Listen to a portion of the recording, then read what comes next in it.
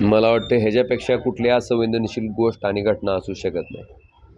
जिल्ह्याच्या प्रमुख पदावर बसणाऱ्या प्रशासकीय अधिकाऱ्यानं, जिल्हाधिकारी असतील, उपजिल्हाधिकारी असतील, मला वाटतं ह्यांचं डोकं ठिकाणावर आहे का?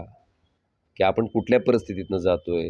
जिल्ह्यात काय आपद आहे? आपण 3 दिवसापासून 400 ते 450 लोकांना त्यांचा जीव धोक्यात असताना, त्या पुराच्या पाण्यात अडकलेला असताना बाहेर काढले. त्यांना प्यायला पाणी नाही, खायला अन्न नाही, त्यांना घालायला कपडे नाहीत. इतकी विदारक परिस्थिती त्यांची आहे. आपण बघितलं असेल, जिल्ह्यातल्या भूम तालुक्यातल्या म्हात्रेवाडीच्या शेतकऱ्यानं आत्महत्या केली. कळंब तालुक्यातल्या आवड शिरपुराच्या शेतकऱ्यानं आत्महत्या केली. बार्शी तालुक्यातल्या दहिटण्यातल्या नारीतल्या शेतकऱ्यानं त्या ठिकाणी आत्महत्या केली.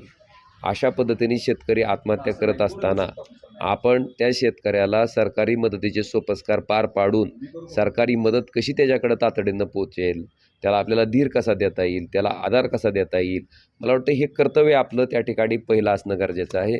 आणि अशा पद्धतीच्या कृतीचं कुणीही समर्थन करू शकत नाही. ते निषेधार्ह आहे. आणि त्यांनी आत्ताच्या आत्ता माझी मागणी आहे की हे जे महोत्सव आहे ते ताबडतोब बंद करा, हा उत्सव बंद करा. कारण आपल्याकडं न भूतो न भविष्यती अशी आपत्ती आलेली आहे.